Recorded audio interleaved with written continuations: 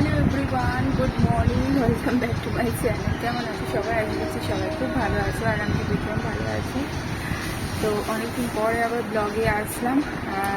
আজকে হচ্ছে জামাই ষষ্ঠী, তো সেই জন্যই আরও স্পেশালি আজকে ব্লগটা শুরু করা।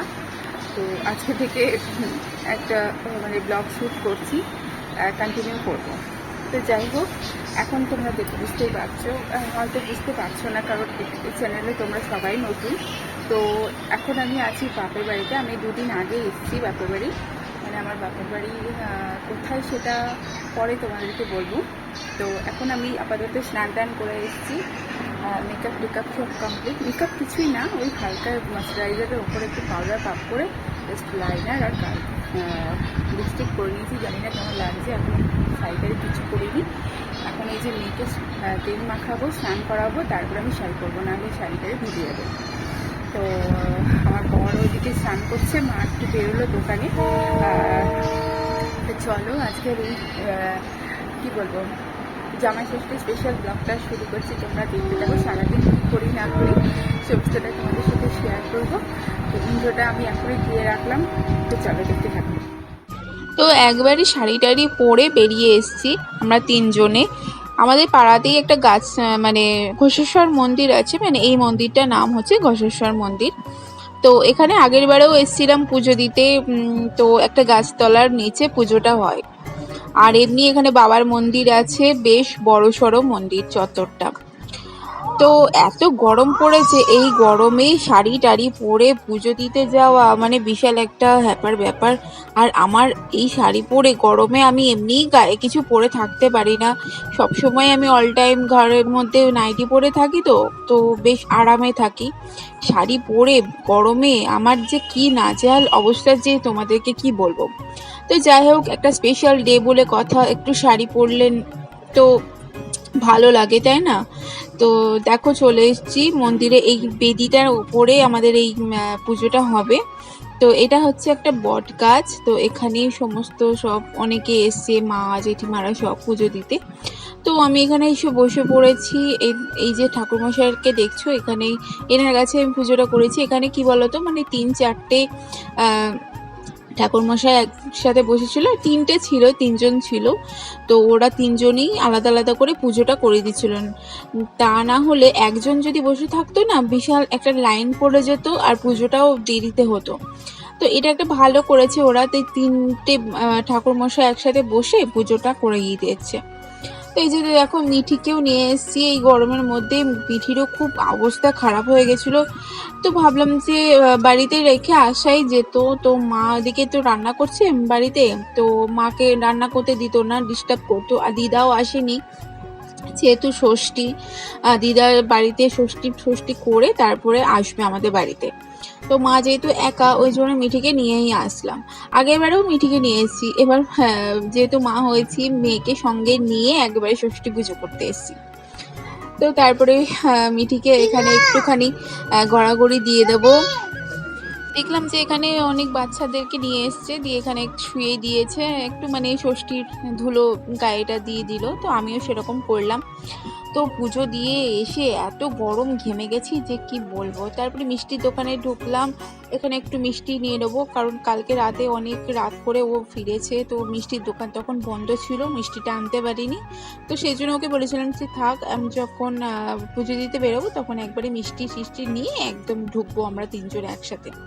তো এইদিকে দেখো, মায়ের রান্নাবান্না প্রায় অনেকটাই এগিয়ে এসছে। আর এখানে মা, আমরা যেহেতু পুজো দিয়ে এসেছি, এখন সকালবেলার একটা খাবারের একটা পর্ব চলে, সেই খাবারটা দেবে। তো ও তো বেশি কিছু খেতে পারে না, ওই চিড়ে টিড়ে একটুখানি খেতে হয়, দই চিড়ে, তো সেটাই ও খাবে। আর একটু ফল টল খাবে। আর লুচি ফুচি অত একসাথে ও খেতে পারবে না, কারণ কি বলতো, ও আবার ব্যাক করবে কলকাতায়। কারণ ও যেহেতু উইকডে পড়েনি, ঠিক আছে, অফিস ডে দিনেই এই ষষ্ঠীটা পড়ে গেছে। কারণ ওকে অফিস ছুটি নিয়ে আজকের দিনটা ওকে থাকতে হয়েছে, কিছু করার নেই। যেহেতু জামাই ষষ্ঠী পড়ে গেছে, ওকে তো আসতেই হতো। তো কালকে রাতে অফিস করে ফিরেছে কাটোয়ায়, আবার আজকে খাওয়া দাওয়া করে আবার ফিরে চলে যাবে, কালকে আবার গিয়ে অফিস যাবে। তো এখানে দেখো, মা আমাদেরকে আশীর্বাদ করছে তিনজনকে একসাথে বসিয়ে। এটা ভীষণ একটা স্পেশাল মোমেন্ট। তো যাই হোক, আগের বারেও মিঠি তো অনেকটাই ছোট ছিল, তখন ও একদম বুড়ি ছিল। তখন তোমরা আগের বারের ব্লগটা দেখলে বুঝতে পারবে কতটা ছোট ছিল। তো এই যে ওর জন্য আলাদা একটা আসন পেতে দিয়েছে মা। মা বলে কি, ওর এবার থেকে ও যত বড় হবে ওর জন্য আলাদা করে একটা আসন রেখে দেবো, ও খাবে। আর যখন একদম বড় হয়ে যাবে, যখন নিজের হাতে খেতে শিখবে, তখন ওর জন্য আলাদা একটা থালা করে দেবো। মানে ওকেও একটা থালায় করে মিষ্টি, জল সব যা ফল টল দিতে হয় সেই সব দেবে। তো যেহেতু মা একা হাতে সবটা সামলাচ্ছে, আমিও ছিলাম, মায়ের রান্নাতে হেল্প করেছি। আর আমিও তো ষষ্ঠী করেছি, যেহেতু মা হয়ে গেছি, ষষ্ঠীটা করতেই হবে। আর আমি না বিশেষ হাবিজাবি ষষ্ঠী করি না, মেন যে ষষ্ঠীগুলো করতেই হয় সেগুলোই আমি করি। ওই ধরো তোমার এই জামাই ষষ্ঠী, তারপরে সরস্বতী পুজোর সময় যে একটা ষষ্ঠী পড়ে সেটা করি, তারপরে জয়মঙ্গলবার করি, তারপরে আরেকটা ভেবেছি যে নীল ষষ্ঠী যেটা হয় একদম বাবার কাছে সন্তানের জন্য মঙ্গল কামনা করার জন্য, যেটা এটা এই বছরে আমি অতটা বুঝতে পারিনি, তো সেইটা ভেবেছি যে সামনের বছর থেকে করব। তো যাই হোক, মায়ের এতকে আশীর্বাদ করা কমপ্লিট। এখন সব মানে গিফট দেওয়া নেওয়া হবে, মাকেও একটুখানি সিঁদুর পরিয়ে দিচ্ছি। আর তারপরে খাওয়া দাওয়া হবে। আর এত গরম পড়েছে না যে কি বলবো, আমার তো শাড়ি পরে রীতিমতো এত অস্বস্তি হচ্ছে যে আমি থাকতেই পারছি না।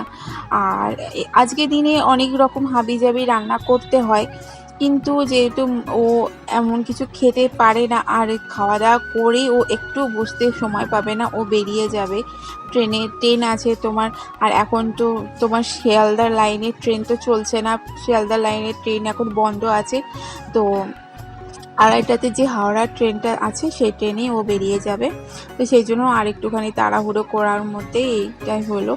এবার তোমরা হয়তো বলবে যে জামাই ষষ্ঠী তুমি শাড়ি পরেছো, মেয়েটাকেও একটা ভালো জামা পরেছো, কিন্তু দাদাভাই মানে আমার বরকে ওরকম একটা মানে ফর্মাল ড্রেসে কেন আছে, মানে অফিস ড্রেসে কেন আছে। তোমরা হয়তো ভাবছো যে গিয়ে হয়তো অফিসে ধরবে, তা কিন্তু না। দেখো, ওর জন্য কিন্তু ড্রেস সবই কেনা হয়েছে, টি শার্ট প্যান্ট সব কেনা হয়েছে। আমার মাথাতে একদমই নেই আসলে আমি যে ওর জন্য যেটা কেনা হয়েছিল সেটা মানে আন্দাজ হিসেবেই কেনা হয়েছিল, মানে সাইজ টাইজ অতটা সিওরিটি ছিলাম না। তো ভেবেছিলাম যে ও যখন আসবে ও ড্রেসটা পরবে, তা ওই ড্রেসটা পরেই ও ষষ্ঠীর ফোঁটা টোটা সব হবে। কিন্তু ভাগ্য মানে দুর্ভাগ্যবশত ওর ড্রেসটা হয়নি, টি শার্টটা ওর হয়নি, প্যান্টটাও ওর হয়নি, ছোট হচ্ছে, দুটোই ছোট হচ্ছে। তো সেই জন্য আর ও একটা মানে এমন কি বলবো, অফিস থেকে এসছে তো ওই ড্রেসেই চলে এসছে যে একটা ভালো ড্রেস পরে আসবে। আর বাড়ি থেকে ও ড্রেসগুলো সব আমরা যেখানে থাকি সেখানে আছে, তো সেই জন্য কিচ্ছু নিয়ে আসেনি। আর আমিও এমন যে ওর একটা পাঞ্জাবি পায়জামা যে ব্যাগে ভরে নিয়ে আসবো আজকে পরার জন্য, সেটাও আমার একদম মনে ছিল না, আর মাও আমাকে মনে পাড়ায়নি। সেজন্য কি করব, এবছরটা এইভাবেই কেটে গেল।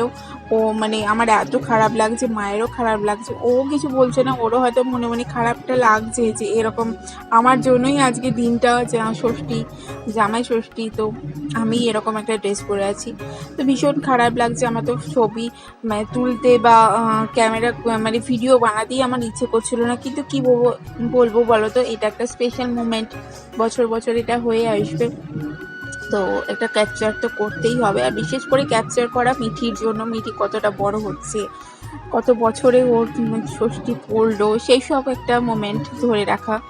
তো এই যে দেখো, মায়ের জন্য একটা শাড়ি নিয়েছি, এই পিঙ্ক কালারের জামদানি শাড়িটা, আর এই যে গ্রিন কালারের কুর্তিটা দেখতে পাচ্ছ, এটা হচ্ছে আমি নিয়েছি। আর প্যাকেটে ওর সব ড্রেস আছে। আর মিঠি যে ড্রেসটা পরে আছে, টি শার্ট আর একটা এমনি একটা জিন্স প্যান্ট, এটা মা ওকে দিয়েছে, ও একবারে পরে নিয়েছে।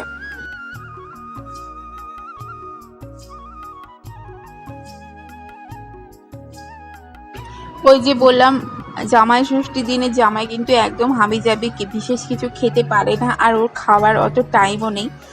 তো এখানে হচ্ছে ওর জন্য, শুধু ওর আর বাবার জন্য। আজকে তো আমি আর মা খাবো না কোনো রান্না বান্না, ভাত টাত। তো এখানে হয়েছে বেগুন ভাজা, একটা পেঁয়াজি, আলু ভাজা, একটু চাটনি, আমের চাটনি, আর একটু তরকারি ওই পোস্ত মতো। তো এইগুলোই হয়েছে আজকে জামাই ষষ্ঠী স্পেশাল রান্না বান্না। তো চলো আজকের এই ব্লগটা আমি এখানে এন্ড করছি। বিশেষ কিছু ক্যাপচার করতে পারিনি, বললাম না ব্লগ করার মতন পরিস্থিতিতে ছিলাম না, ভীষণ একটা তাড়াহুড়োর মধ্যে ছিলাম। তো যেটুকুই শেয়ার করলাম, কেমন লাগলো অবশ্যই আমাকে কমেন্টে জানিও।